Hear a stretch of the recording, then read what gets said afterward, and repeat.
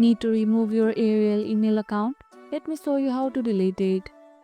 First, open AOL Mail in your browser and log in. Click on your profile icon in the top right corner and select Account Info.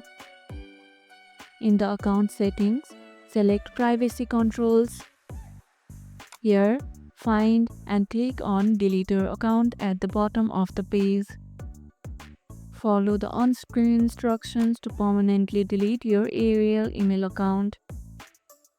Have you ever deleted an email account before? Share your experience in the comments below. Make sure to back up any important emails or data before deleting your account. This process is irreversible. If this tutorial helped, hit the like button, share it, subscribe, and leave a comment. Thanks for watching, and I'll see you in the next one.